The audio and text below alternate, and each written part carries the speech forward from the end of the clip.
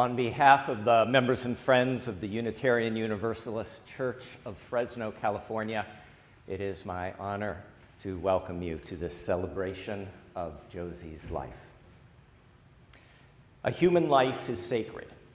It is sacred in its being born. It is sacred in its living. It is sacred in its dying. A human life remains sacred by our remembering.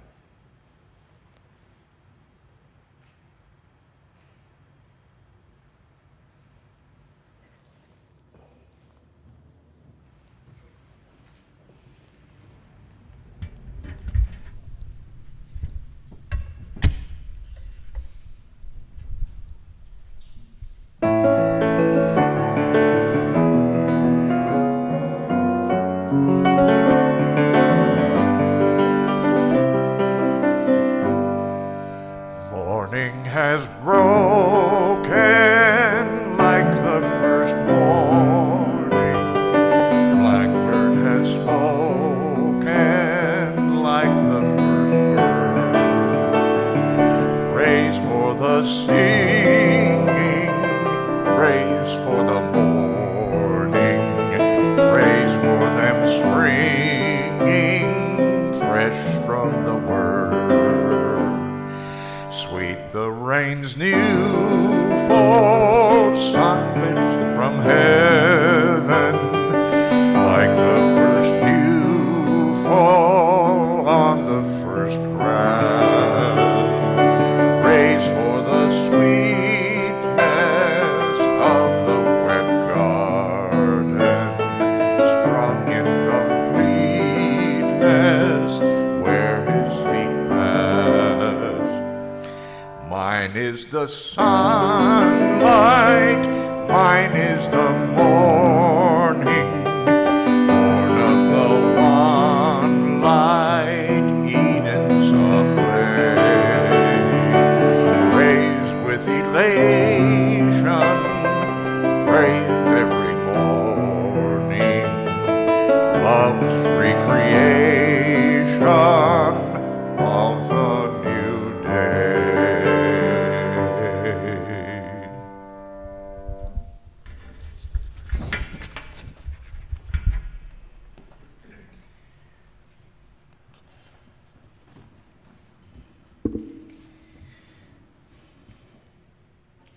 Knowing the joy of life and the pain of loss, Merritt Mallow writes, "Love doesn't die. People do. So when all that's left of me is love, give me away. We are not snuffed out at death, but absorbed into a greater flame." We are here on this winter morning to lift up the name of Josephine B. Chapin. Today, we commit to the preciousness of memory a life that was mingled with our own, the depth and breadth of which remain to bless us. Those whom we love do indeed leave us, and when we lose them, no spoken words can lessen our grief. But what they were can never leave us. Who they were will never leave us. The strength of their presence, the gentleness of their sympathy, the happiness given by their heartfelt generosity, the warmth of their love. These are ours always, interfused with our thought and blended with our lives. This morning, we need to state the painful and the obvious. Josie's death was unexpected, sudden. It all happened so quickly. There is an almost surreal quality to her absence. There's a heaviness of a life unfinished, words left unspoken, things left undone, years and dreams no longer to be shared, a grandson, who will miss his grandma's smile and that special connection they have that will endure. The future as imagined and expected has been forever altered, and this brings an absence that is raw and real. Death is a natural part of life, but it is so painful when it comes too soon.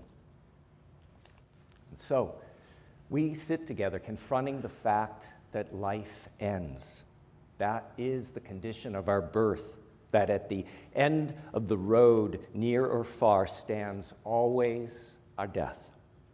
That is the natural part of our life journey. But it also links us to something greater than our individual life journey. David Eaton writes, "All living substance, all substance of energy, being, and purpose are united and share the same destiny. All people, those we love and those we know not, are united and share the same destiny. Birth to death. We share this unity with the sun, earth, flowers in the fields, mountains, snowflakes, volcanoes, and moonbeams. Birth, life, death. Unknown, then the known, then the unknown. Our destiny, in many ways, are from unknown to unknown. But in between, in that time of living and loving and creating family and friends and sharing adventures and creating so many memories, there is so much joy to be found in living. Josie taught us this well. In this time of living and loving and creating family and friends and sharing adventures and creating so many memories, there is so much joy to be found. Josie knew this and lived this. And that is why we gather. Not to push away the grief that is present in this room, but to celebrate the joy, the love, and that life that Josie brought into our world. This is our time to remember how our lives have been touched and changed by Josie. It's a time to tell stories and share memories. This is a time to feel grateful for having shared the life journey with Josie. This is our time to celebrate the generous, caring, kind, spirited, strong-willed, passionate, vibrant, and loving life that was Josie. In that spirit, I now invite Josie's son-in-law, Brian, and beloved grandson, Andre, to come forward and to light a candle in honor of Josie's life.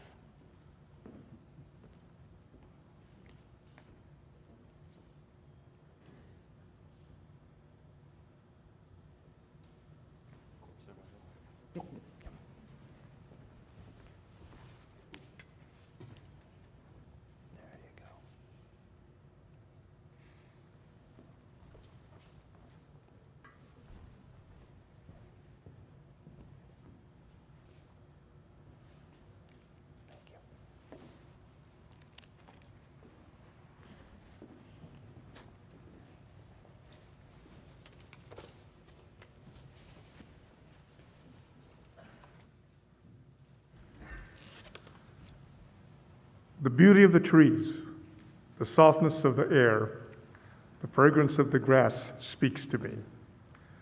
The summit, the mountain, the thunder of the sky, the rhythm of the sea speaks to me. The faintness of the stars, the freshness of the morning dewdrop on the flower speaks to me. The strength of fire, the taste of salmon, the trail of the sun, and the life that never goes away. And the life that never goes away, they speak to me, and my heart soars.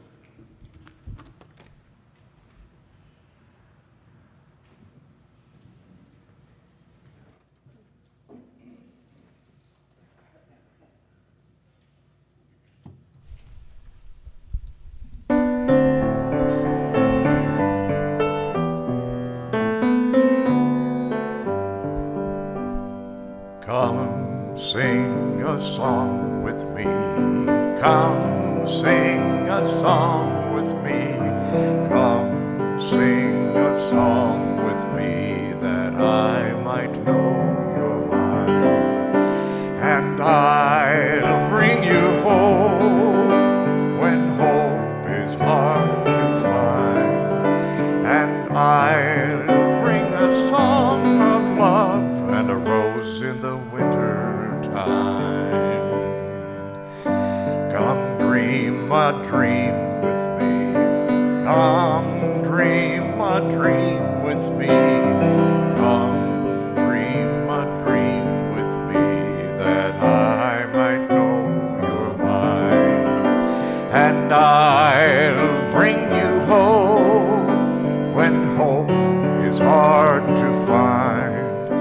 And I'll bring a song of love and a rose in the winter time. Come walk in rain with me. Come walk in rain with me. Come walk in rain with me, that I might know you're mine. And I'll bring you hope when hope is hard to find. And I'll bring a song of love and a rose in the winter time. Come share a rose with me. Come share a rose with me. Come share a rose with me, that I might know you're mine. And I'll bring you hope when hope is hard to find. And I'll bring a song of love and a rose in the winter time.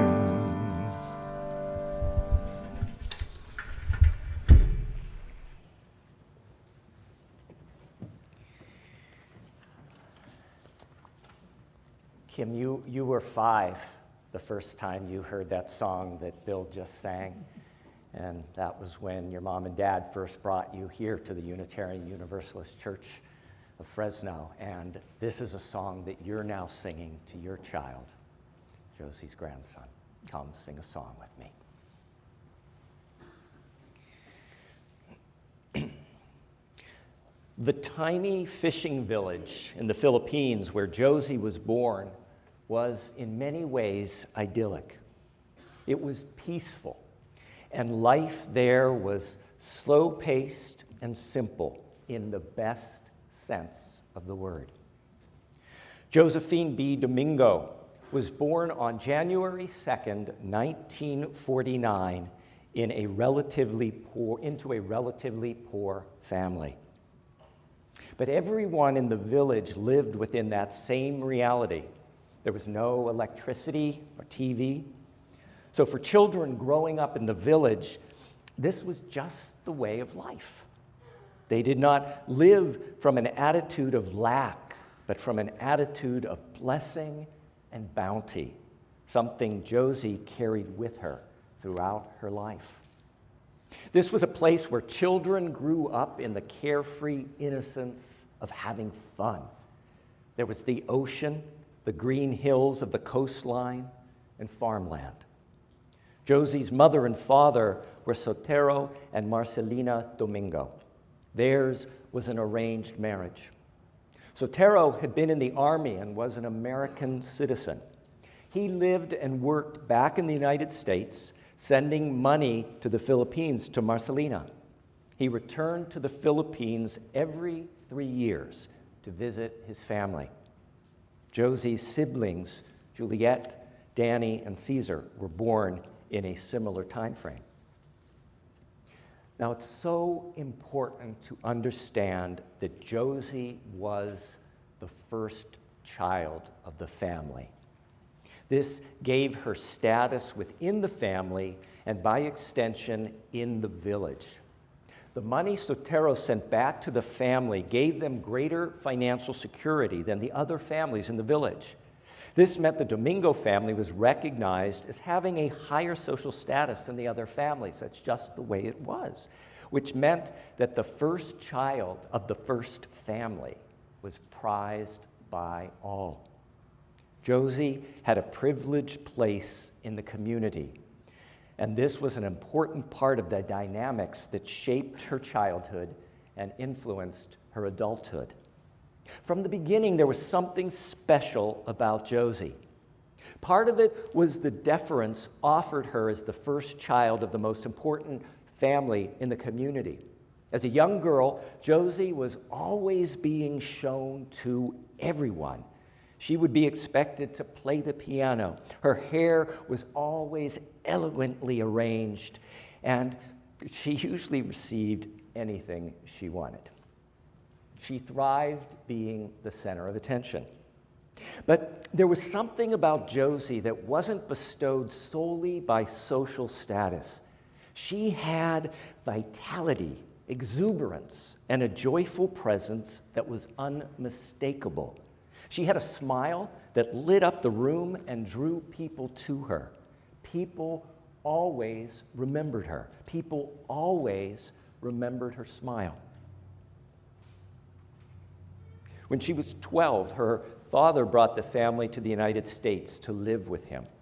They settled in Earlemont in southern Tulare County. This was a rural farm country, and the family worked in the fields. This was hard, back-breaking work and necessary for survival. The family had a garden and grew their own food. Josie, her siblings, and the extended family knew well the adage that when there is food, life is good. Food continues to have deep meaning for all of Josie's family. Tragedy struck when Josie's dad was killed in a car accident when another driver ran a stop sign. Marcelina, now a widow with 4 children, provided for the family through working in the fields and providing cleaning services when not picking fruit and vegetables. All 4 of her kids graduated from college. She was a strong woman who provided a strong family life. The family was tight. Josie and Juliet shared a deep closeness, and the sisters took care of their younger brothers. In high school at Delano High, Josie excelled academically. The teachers loved her. Again, she was seen as special. She began studies at Bakersfield Junior College and transferred to Fresno State. It was there that Josie's world began to expand and open up, and life really started for her. Until then, she had lived in a small rural farm environment. Things were fairly homogeneous and sheltered. At Fresno State, she blossomed as she met people of different races and cultural backgrounds, people with many different interests, and her horizons broadened and never stopped broadening for the rest of her life. We also need to say that Josie was drop-dead gorgeous with beautiful black hair. She was a stylish young woman, had a keen fashion consciousness, and knew how to present herself well. She was famous for her many different stylish and flattering hairstyles, and had a long-time love affair with hairspray. Aquanet was her friend. Her clothing and jewelry would be carefully coordinated throughout her adult life. Her appreciation for making things beautiful served her well. There was grad school in 1974, and Josie and Dawn meeting and getting to know each other through the social and professional circles of the Central Valley's planning community. Meet they did, and began enjoying each other's company. They shared many similar interests, including nature, hiking, the Sierras, planning, traveling, and adventure.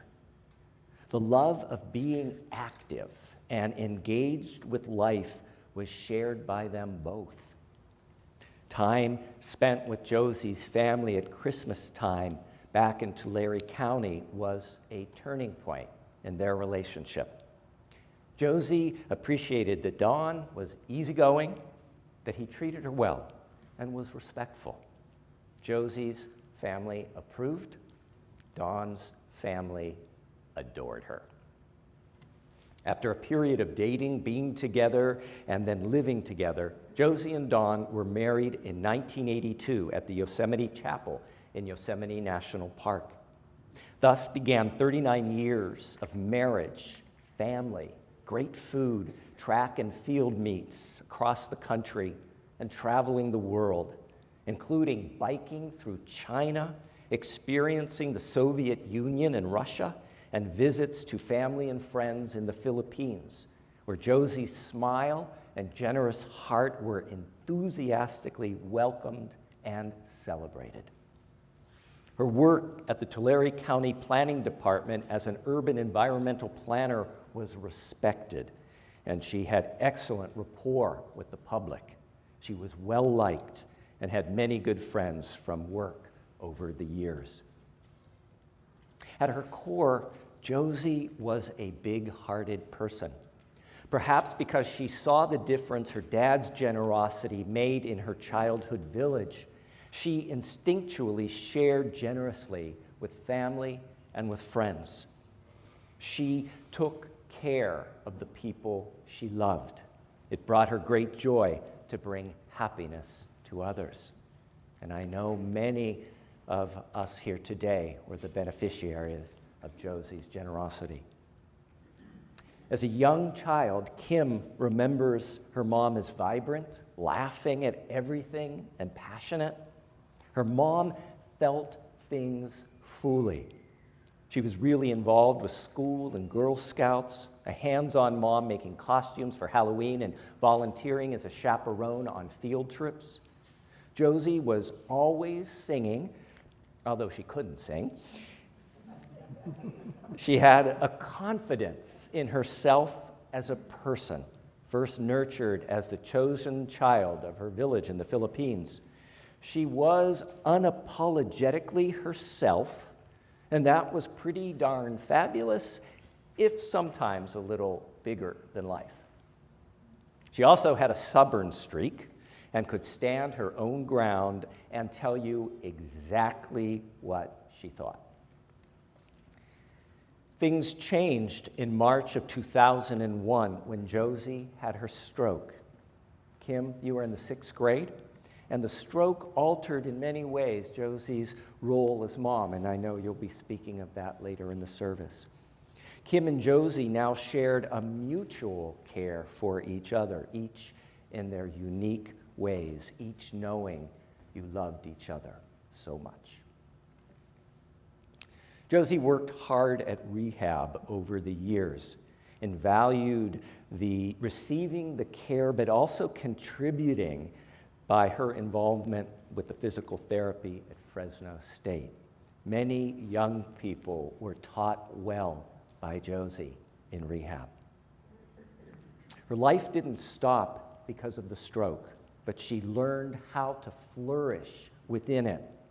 It wasn't always easy, but remaining as independent as possible mattered greatly to Josie. Despite some setbacks, nothing stopped the adventuring spirit that she and Don shared. She wanted to go everywhere and to see the world. With Don's devoted and loving presence, she was able to do just that. European canal trips, followed by a week in England, France, the Netherlands, or Ireland. Josie had no woe is me attitude. She looked forward, never back. The optimism she carried throughout her life served her so well after the stroke. She was able to be content with her life as it was and not yearn for what it was not. That optimism and contentedness let her luxuriate in her new role as grandmother to Andre. She was connected to him from womb to birth, to beyond in these precious months they shared together. Josie soaked up and savored every moment she was with Andre, and we can hear him right now. The special bond they forged together will never be broken. The poet Downa Makova wrote words that reflect the vibrant, passionate, and joyous nature of Josie. I offer them in tribute to her life well lived. I will not die an unlived life. I will not live in fear of falling or catching fire. I choose to inhabit my days, to allow my living to open me, to make me less afraid, more accessible, to loosen my heart until it becomes a wing, a torch, a promise. I choose to risk my significance. May it ever be so. Blessed be. Amen.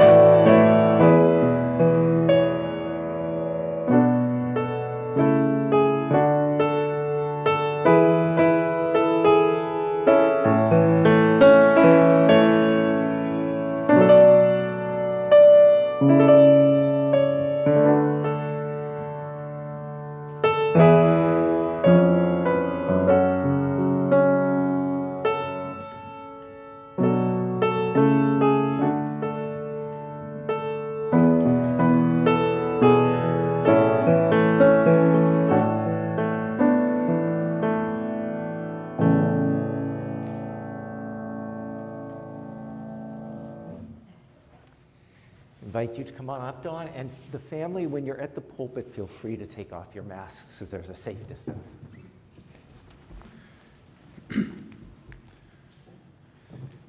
Thank you, Tim, for the wonderful words and tribute to Josie. You stole some of my thunder, but I want to welcome everyone here for coming. It's a joy to see all the family and friends coming together to celebrate Josie's life. And it was a life that was well lived. As Tim said, Josie and I were married for 39 years. There were a couple years before that we were living together, and then she gave me an ultimatum, put up or shut up.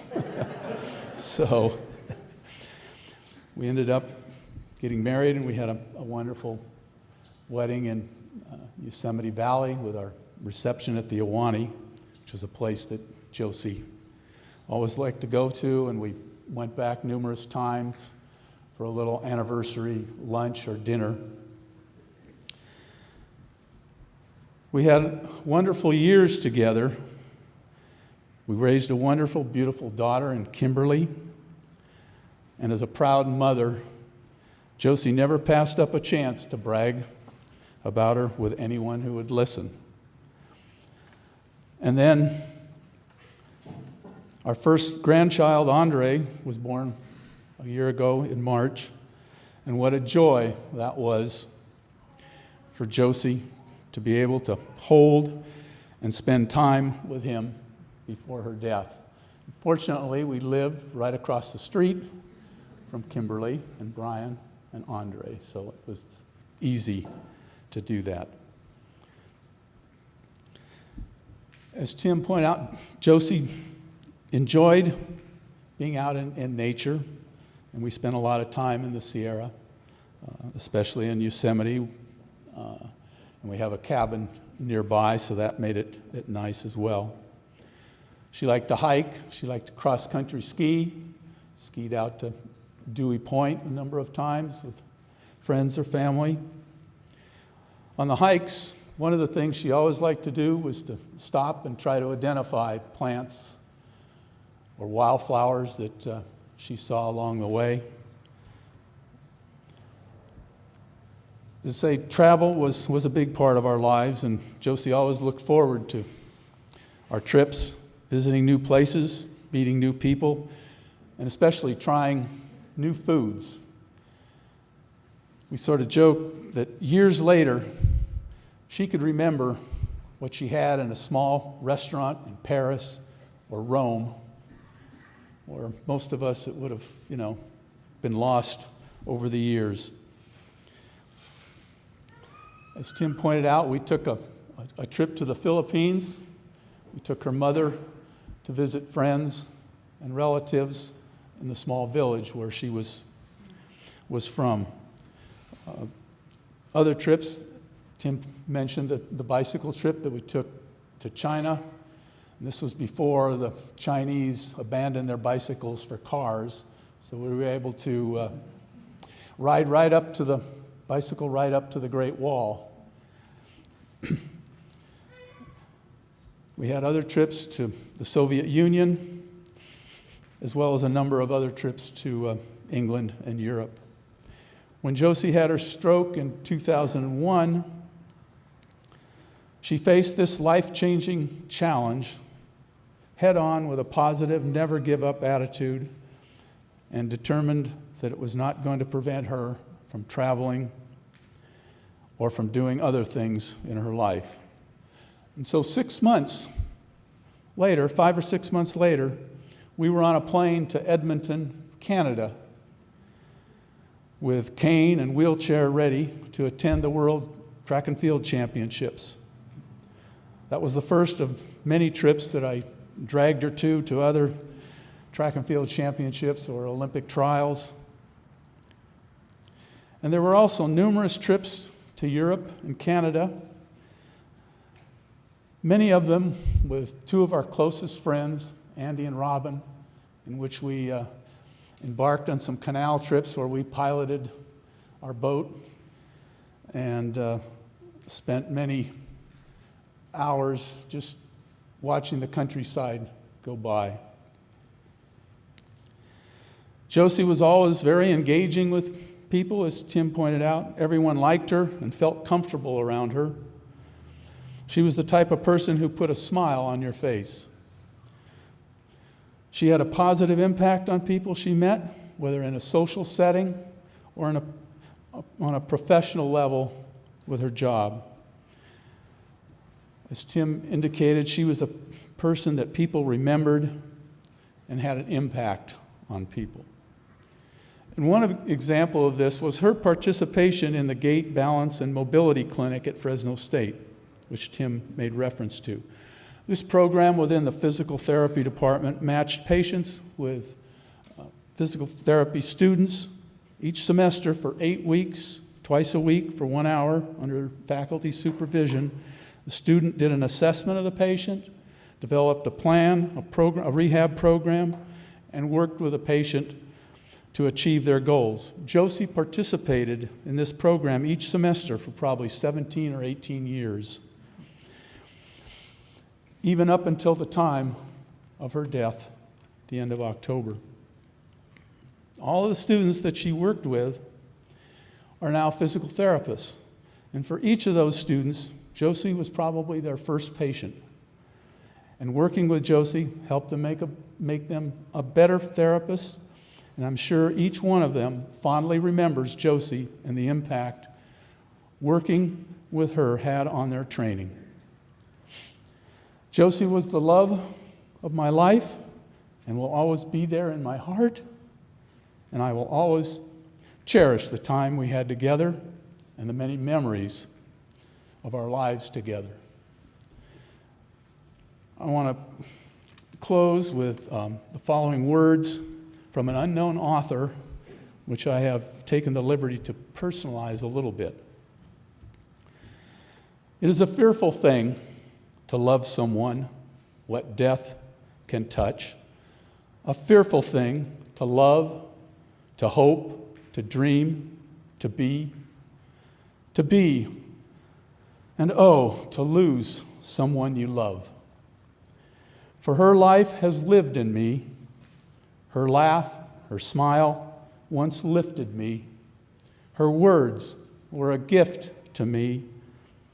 To remember this brings a painful joy. 'Tis a human thing, love, a holy thing, to love what death has touched. Thank you.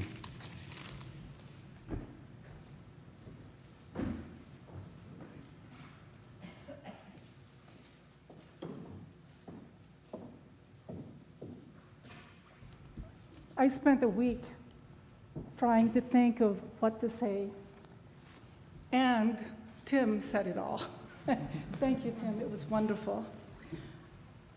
What I want to say really is, I am partly who I am today because I walked behind the steps of my sister. I'm 4 years younger than her, and what I remember the most in the Philippines was how special she was. People just loved her. She was very carefree. When people would come to the house, the first person they always asked for was my sister Josie. And as far as I was concerned, I was so proud of her. And I was actually so happy because when people came, they didn't ask for me. I could just go and hide, and she would be there just entertaining everybody. I wasn't really good at that.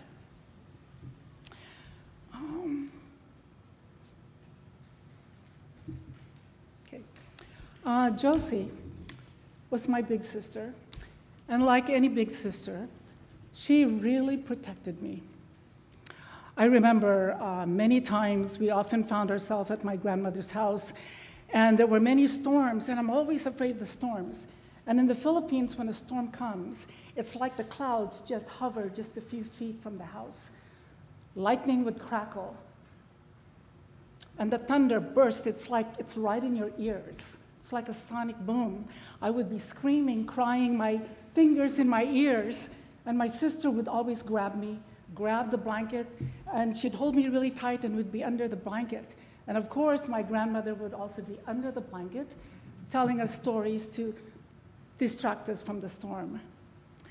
She protected me so much that when we would go to the beach, which was often, it was only a quarter of a mile from my grandmother's house, she would always grab my hand and she'd never let me go because there was always this stream that we would have to cross and these, what I thought was huge sand dunes and really nothing at all. She would just always grab me, hang on to me. Now, Josie, everybody loved her.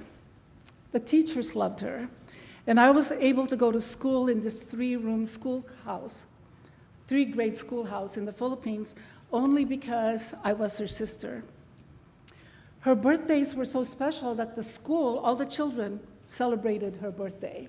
And then we'd go home and there would be another celebration. Now, I thank her a lot simply because I'm somewhat of an athlete because of my sister. Now, in junior high, she went out for the basketball team. And she played this position, the only position, and it's called a rover. Back then, there were 6 people playing on the team. If you're a rover, you have to be quick, you have to be a really good ball handler, you have to have stamina, and you have to be a good outside shooter. And that's the position she played. All the other girls had to play either offensively and defensively, and you could not cross the line. And the gym, it was in the cafeteria, it was very small. It's a small town. Early Mart is a very small town. And parents from Teviston would come to watch their kids play. It was fabulous. There was so much noise. And then I would see my sister with the ball dribbling. I would be so proud of her. And when people would say, "Shoot, Josie, shoot, shoot." And when she would make it, oh my God, it was like it was me making that shot.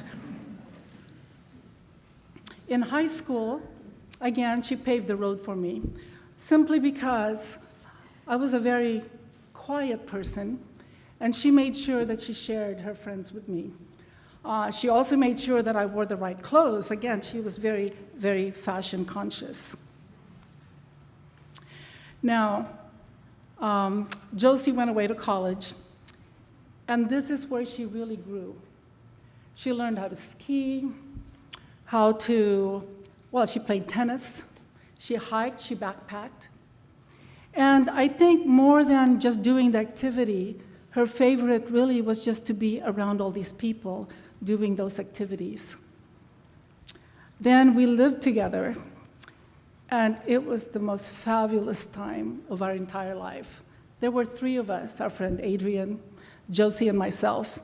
And I didn't realize it then, but we had the most infamous parties ever.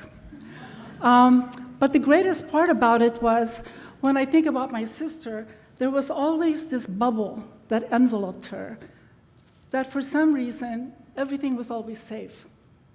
And in all those parties, and there were many, people just behaved. I was just really amazed. People behaved. Josie not just met so many people, she dated many men. But, no buts. She even dated professors. I was so impressed. But they were not her professors.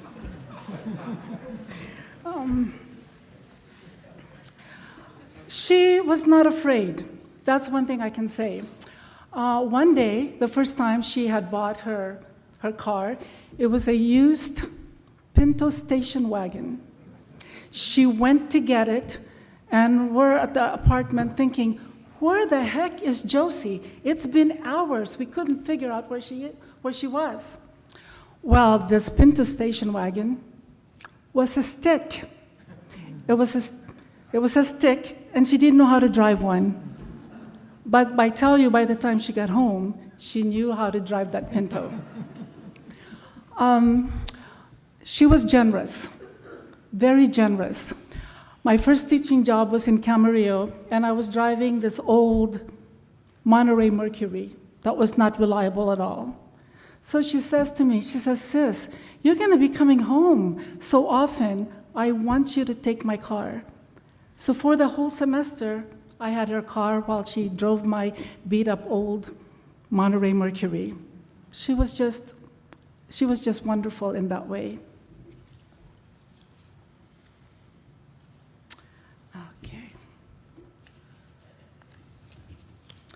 So to you, Josie, I want to say this to you. Josie, words cannot express what you meant to me. You were the big sister that was meant for me. Thank you, dear Lord, for choosing her for me. Your generosity, your caring way, your easygoing personality, your easy acceptance of things that came your way, whether it was good or bad.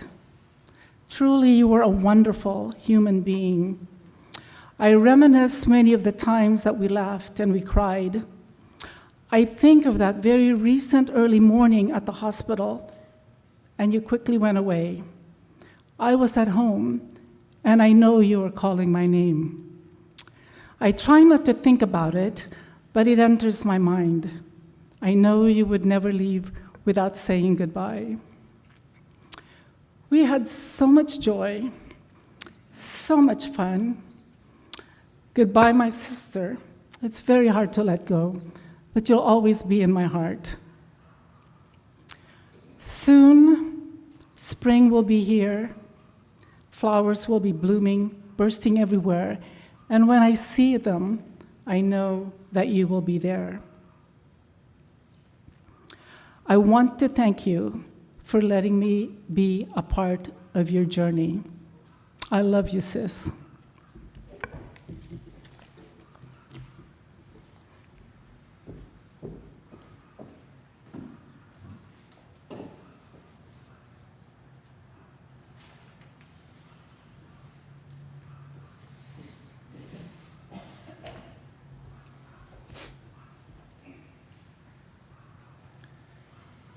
Okay. Growing up in a small town in Early Mart, in a house of maybe 800 square feet that we all lived in at one point in time, my earliest memories of Josie, of her coming into my room, first thing in the morning, to get ready for school, turning on the light. We talked about her fashion sense, and I just remember her getting ready for school, taking all this time to apply makeup, and then getting her hair set with just a can of hairspray. Just awkward. I'm glad I couldn't remember. Thank you for telling me that. And unknowingly doing her part, I guess, at that time of depleting the ozone in our atmosphere. So, I had a feeling that would work with this crowd. And so anyway, when I turned 8, like my sister had said, she had gone away to college. And, it was there, like we all said, she found her place, she found her tribe, and she became the person that I grew to know very well and grew to remember. When she came home from break, she had changed. She looked different, dressed differently. She became louder, a lot more opinionated and more vocal. She fell in with this circle of friends that became her friends for life. I remember them regularly driving into Early Mart, sometimes in the middle of the week, for a Filipino dinner that my mom would prepare. I don't really recall, I don't remember many of the specific conversations, but what I do remember, but those dinners were loud, a lot of laughter and a lot of energy that, quite frankly, something that I wasn't really, had experienced before. And I would just sit, at the table and just, soak it all in. 2 years later, my sister Juliet, like she mentioned, she joined her at Fresno State, and along with Adrian, they all eventually moved into an apartment at the Village, across the street from the campus. And it was then that I started visiting regularly, often with my cousin Max or his brother Michael. And she was very generous with us, with their time. They were always willing to pick us up, and her and Juliet, and take us to town and just, have us experience things that we would not have been able to experience growing up. And, Juliet actually mentioned parties, and just to show you how generous Josie was, even they had one of those parties going on, and they were still willing to let Max and I come up. Remember that, Max? And so, and it was right. It was an environment where there was a bubble. You felt safe, but there was always a lot of people there, just having a great time. This time that she spent in college, and just the time in general at Fresno, changed not only her life, but mine as well. Just watching my sister navigate her way through life, through college, as a graduate, as an undergrad, as a graduate student, and then eventually to a long professional career, had a very, very profound effect on my life. She gave me a blueprint of what life could be outside of Early Mart, this small farming community that, quite frankly, a lot of the people that I grew up just didn't have those same opportunities or dreams. There was never any doubt in my life that I would eventually go to college and become a professional. So I, like my sister Juliet and my brother Danny before me, I followed my sister's footsteps and became the person that I am now. Okay, so now I'd like to kind of fast forward, like maybe to like the last 10 years of Josie's life, after the stroke had happened. And, basically changed the dynamics of the family.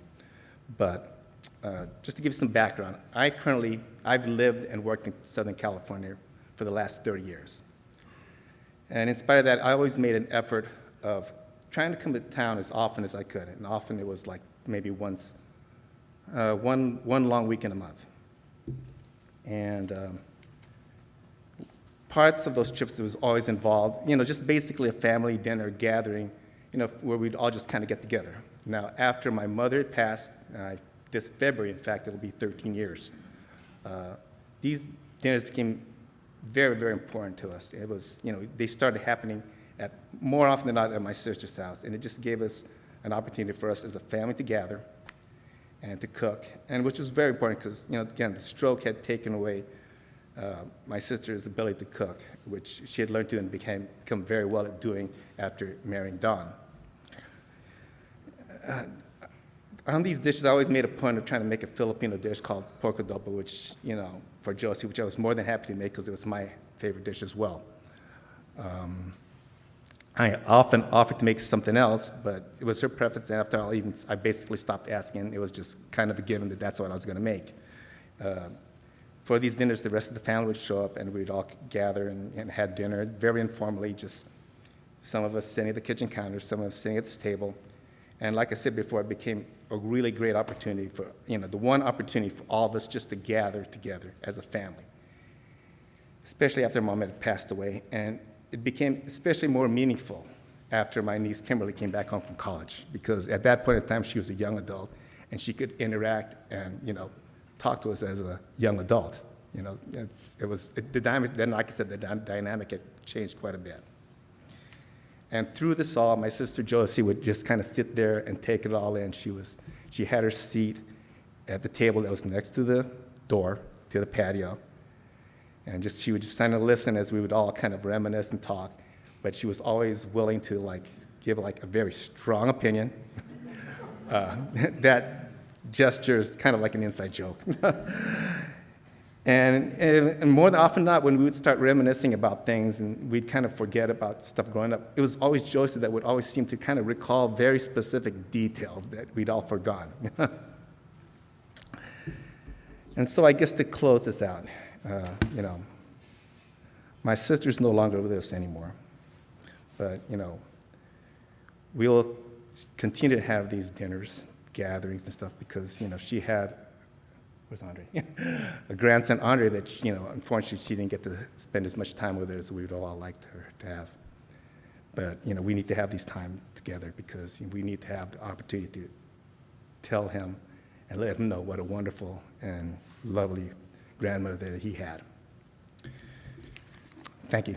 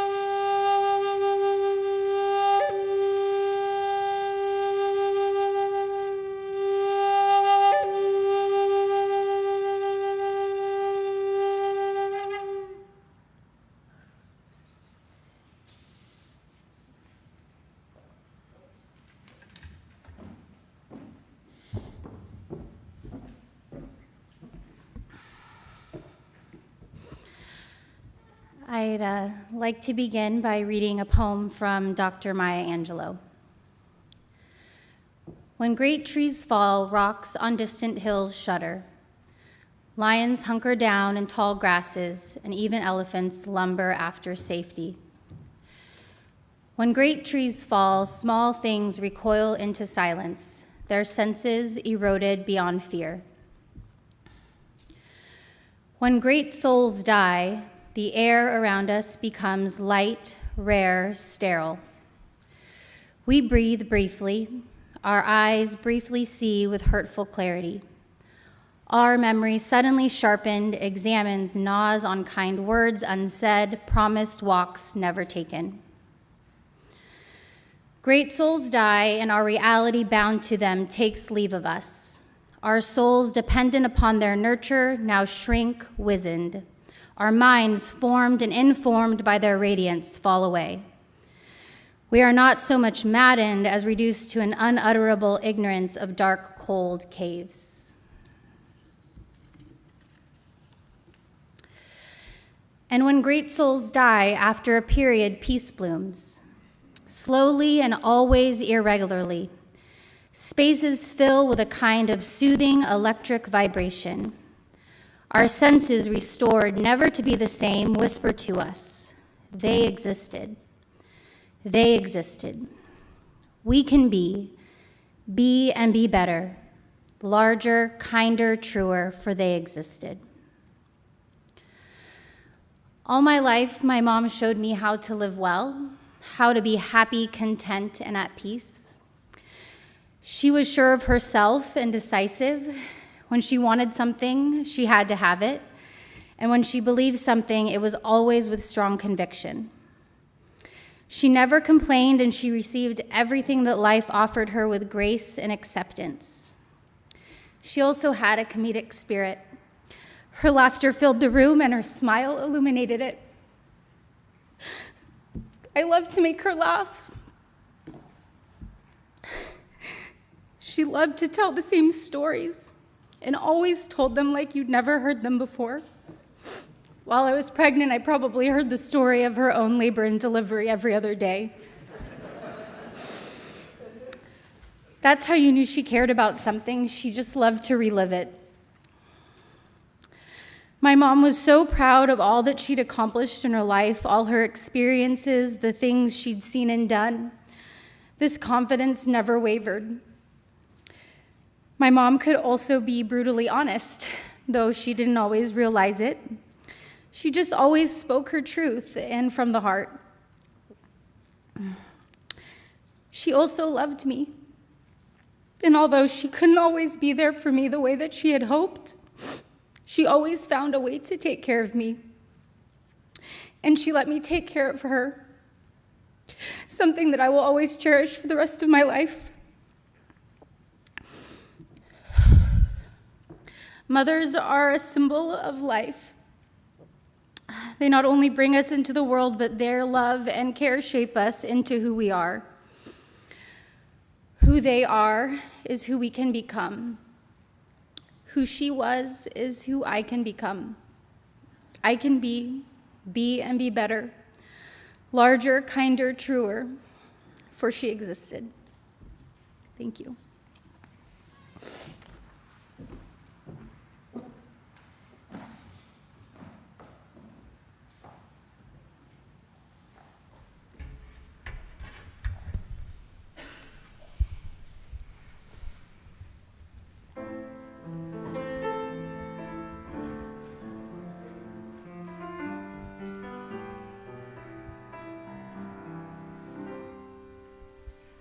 Spirit of life, come unto me, sing in my heart all the stirrings of compassion. Blow in the wind, rise in the sea, move in the hand, giving life the shape of justice. Roots hold me close, wings set me free. Spirit of life, come to me, come to me. Fuente de amor, ven hacia mí y al corazón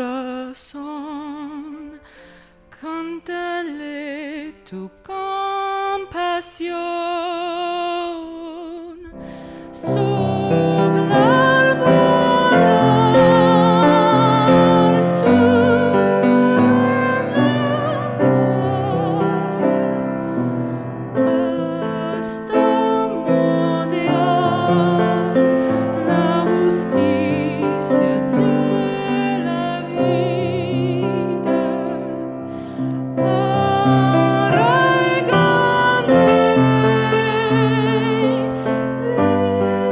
libérame, fuente de amor, ven a mí, ven a mí.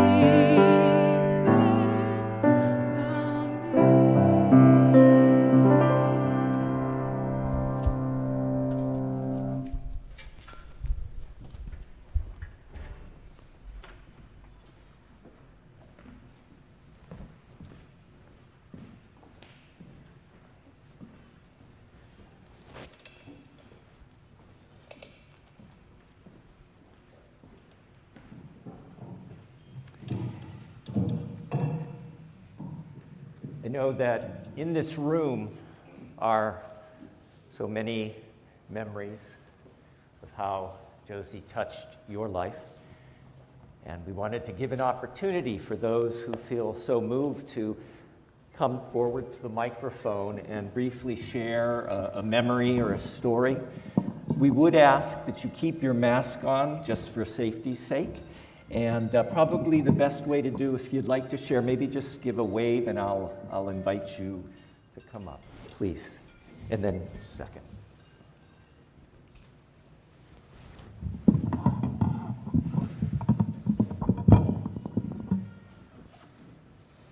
Hello, I'm David, Don's brother, and I'd like to share a little anecdote that I think echoes a lot of the things that have been said so far here today about Josie, but just one little episode that stands out in my memory. And it was a reunion our family had. It was my dad's side of the family, and we were up at our cabin up in Yosemite. And there were probably 30-some people there, and there was lots of kids and, pretty chaotic and, kind of a challenge to try to get everything organized and, all the people fed and everything. And Josie just really took a kind of a leadership role in that and, helped my parents out a lot. And this was like for in-laws of in-laws. I mean, it was just sort of an example of how generous Josie was with her time and her talents. And there was one night where she put on a Filipino dinner. And, this involved just all sorts of cooking. And it was just, a really big production. And she was taking charge and, putting out orders and like a drill sergeant and, just been getting exasperated when some of her help, probably mostly my brother Don, wasn't quite meeting up to her high standards. Just her level of confidence and her it was just amazing to see her, in action. But even though, she might get a little exasperated, she wasn't really mad because she'd be laughing, in the next minute. So it was she was just sort of a bundle of energy and it just, it all went off really well and it was, just a really good occasion and she was really the one that made it happen. And I don't know, I think, as has also been said, those same kind of qualities really helped her in dealing with the challenges that she had after her stroke, her hard work, her perseverance, her really positive can-do attitude. And then, it's just never a smile, was very far from her face. So, thank you, Josie.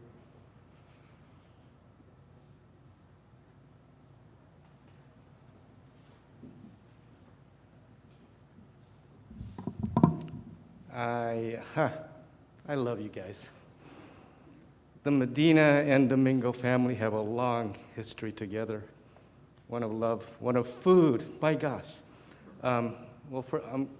Just a few tidbits. I didn't know I was at the right place this morning because I haven't been here before. So I drive up and I see this beautiful picture of my cousin. And my story is about some pictures because we lived in photo albums. We'd go to each other's house and you'd pull out the photo albums and you'd pull up our photo albums. It's going to end in another photo. That's one of the photos I remember, that green teal, beautiful, gorgeous. Your stories filled in some of the things that I didn't know about how we were raised. Caesar said a few. I mean, you girls, Julie, Josie, now I know. She's the leader. You not. You're the instigator. But we lived in a time, I'm going to digress 50 years, over 50 years. You raised us. You were the bridge between our parents who were struggling to get to this country and do well. And then we have Josie and Julie taking care of a few snot-nosed kids. You weren't our parents, but you were relatable to us. But you know what? This is something, if there's any young people in here today, we don't get this today. You guys lived in a time, we lived in a time where you're not going to get a foreign woman taking care of kids to make them better. This is what Josie did. She led this clan. And the trips that you guys did with us just to take us, I didn't know where we were taking them. My mom just said, you go and obey your cousins. Don't make trouble. I think you guys knew you were doing that because I thank God that you seized the moment. You could have acted like a foreigner and just say, no, we don't belong. That did not happen. And I think Josie was part of that because of her upbringing in the Philippines. She's a leader. And I just thank God, there's so much of us today of who we are, succeeding, living, thriving. So thank you. Thank you for leaving with that. I said it's about pictures. There's this picture that I see almost every other time I go home to my mom. She's still alive. You open the photo album, and it's one of those parties. But it's not the adult parties, it's just the kids. Josie, Julie. That picture, this is a great stage for that party, though, by the way. I'll tell you why. We're doing the tinikling in my mom's living room. The bamboo sticks. Small living room, 800 square feet, 500, 300 square feet, whatever. And we're all having fun, and kids aren't in this picture. The snot-nosed kids, it's just these guys, the older ones. And they're doing this thing, but Josie's on the back of it. Everybody's smiling, she's kind of a little concerned. I remember that day. She lost her contact lens. After that incident, we all had to get on the floor because you guys said, we got to go find this thing. I don't know if she found it. I don't know if you guys recall this story, but I was freaked out. I go, how can somebody lose something that's you need to see, right? So all that taught me, so we were such in awe growing up with you. Thank you for raising us. I'll just say that. You did. A lot of me is part of what we grew up with. And I'm just thankful that you took the time. Josie, we love you. That's the other picture that I remember. That tinikling, that whole group party, the memories, and that it is a great memory, and we love you guys so much. Thank you. Thank you. Please.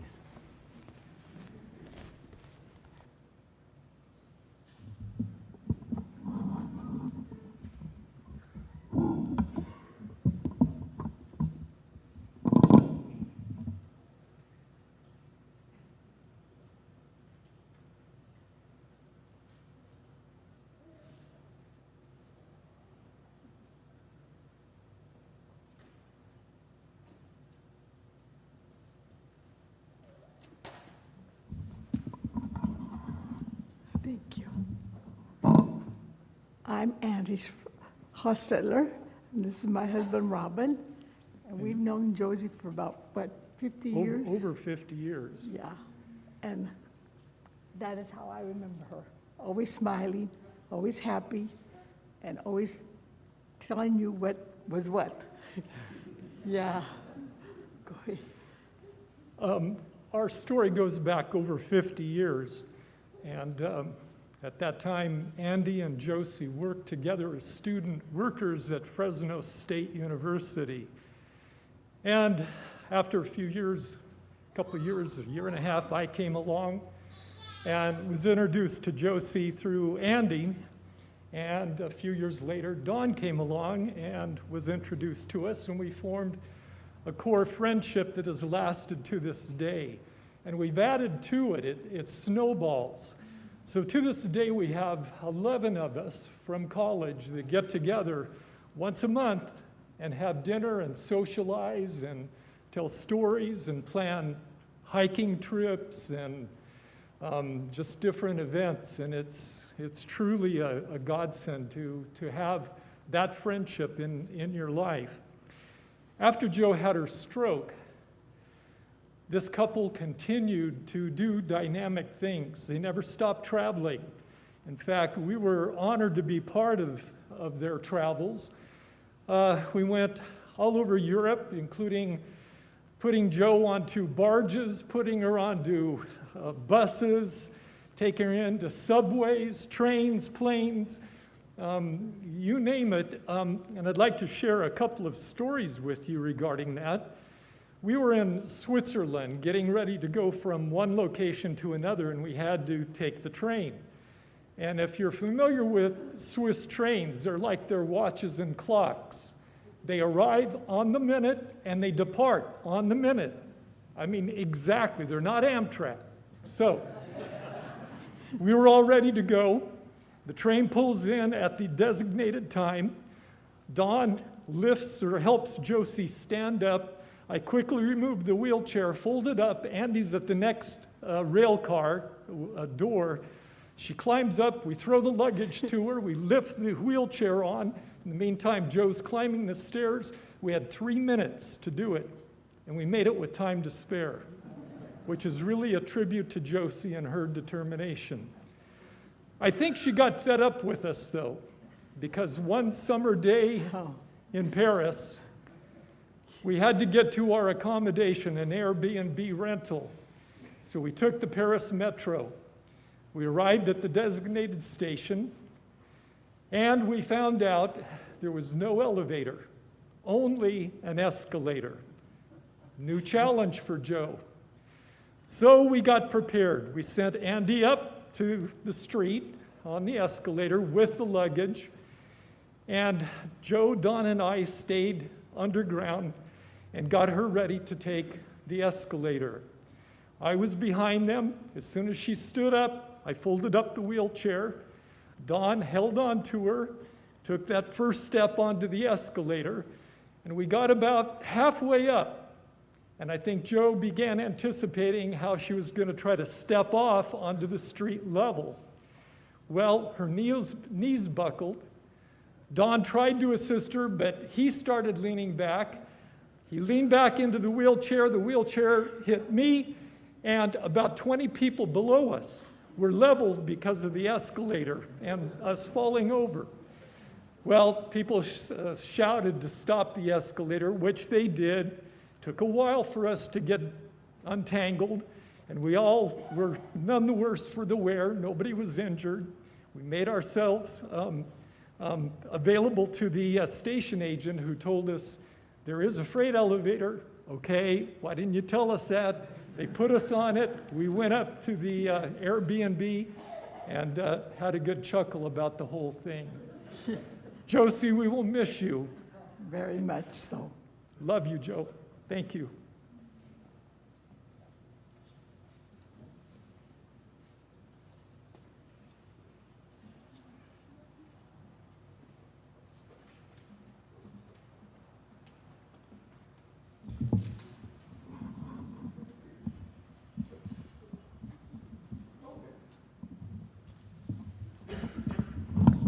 Hi, thank you. I'm Dana Johnson, and my journey began with this family in college. So Danny Domingo was one of our study partners along in the geology department with my husband. I was in animal science, so I was just across the road. But it was so awesome to be able to be part of Danny's life then, and various kinds of involvement, anyway, with being a college student. Well then, unbeknownst to us, when my children were then starting school, they were in school with Kimberly. And so Kimberly was there at a school called Bullard Talent, and so it was very engaging, a lot of parent involvement and such. Well then also, where we were living, we had a meter reader who happened to be Larry. Paulia. So then also we got to know Larry and Danny and Kimberly, and then I was friends with Juliet. So this family has impacted our lives so much that we still remember all the fun we've had with Danny, and then I got to know Josie also. Well, Josie's smile was just so vibrant. She just welcomed me as one of her friends also. And so it was just kind of wonderful to be part of Kimberly's life at Bullard Talent and getting to see Larry come around our house once a month and then getting to visit and enjoy Juliet. I remember the travels that I got to go on with Juliet and Josie, and her smile, and again, as you have said, that when she entered the room, she was just vibrant and enjoyed. Her smile was always evident, and the joy that she brought into my life was keeping me happy, and their family has just impacted us so well. Thank you so much.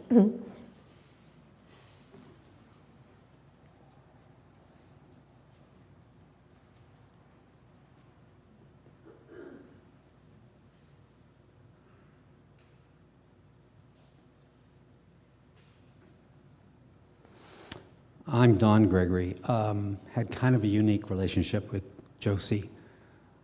Was one of her travel partners, and I relate to all those descriptions of travel journeys. But I was also her cardiologist.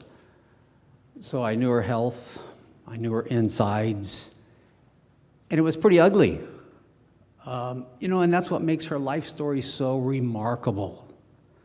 If you looked at her passport or her travel itinerary, you would never believe the things I know about her. And I could tell you all these other stories too, but you've heard plenty. But then her health really started deteriorating in the last few years. And as I look over her past charting, every single medical organ system failed on her in the last few years. Everything from getting vascular disease and almost having a foot amputated. She developed kidney failure, liver failure. In fact, that was so bad that intermittently she lost brain function. She developed heart failure, lung failure. She bled from her stomach to a point where I worried that she would die. And she would rally. And even last summer we traveled to Oregon, as we always did. And I'm sure 2 weeks ago she would have been at the Cayucas dip on New Year's Day, where they run into the ocean, where I saw Dawn doing that. And I think, as I know her health, I think, how on earth did she do all this every year, even up until the end? I think God walked with her. I mean, how else could you explain this woman's life? So Josie, rest in peace in God's arms. And I feel I have to say one last thing. And I really directed this at the men, for better or for worse. You remember that? Look it up. I don't think you can find a definition. So as you think about that, look at Don Chapin. That's your definition. What a saint of a man. I think he set the bar very high for the rest of us. God bless you, Don.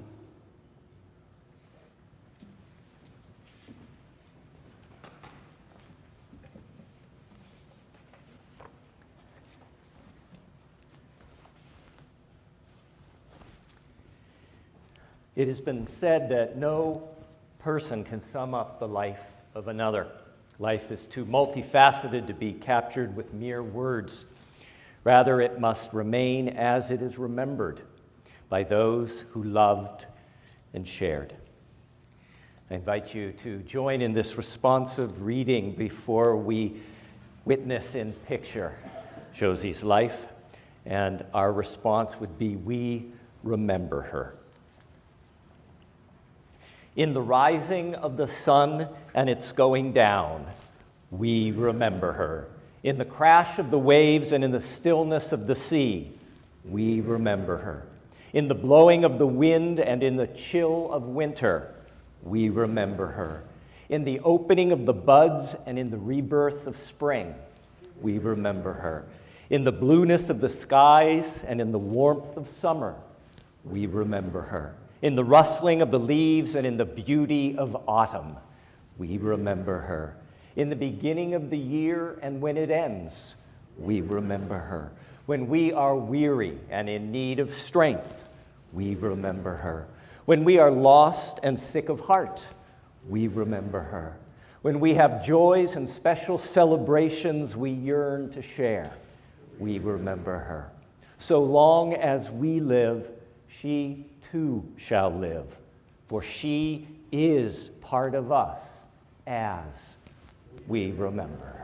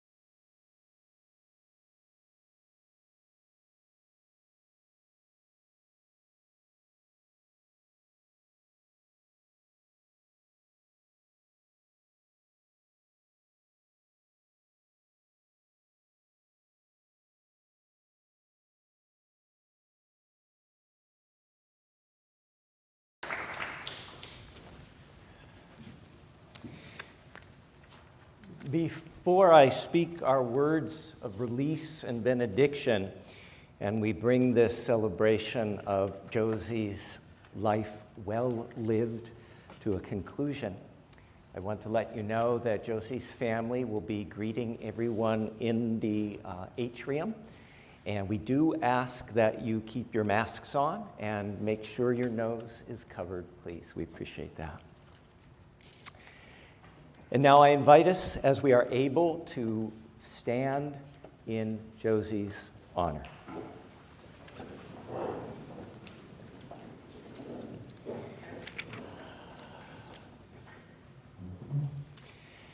And now, into the hands of time, we release Josephine B. Chapin.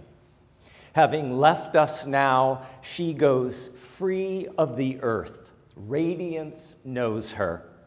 Grown lighter than breath, she is set free in our remembering. Grown brighter than vision, she goes dark unto the hill that holds her peace.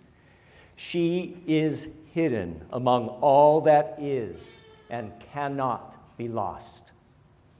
And for us, the living, may our love for Josie be witnessed, renewed, and strengthened on this day and henceforth in our caring and love for others and for this earth, so that we may be part of the world's hope and not its fear, its love and not its hate, and so we may know in new and deeper ways the great mystery of life that connects us all. May it be so. Blessed be. Amen.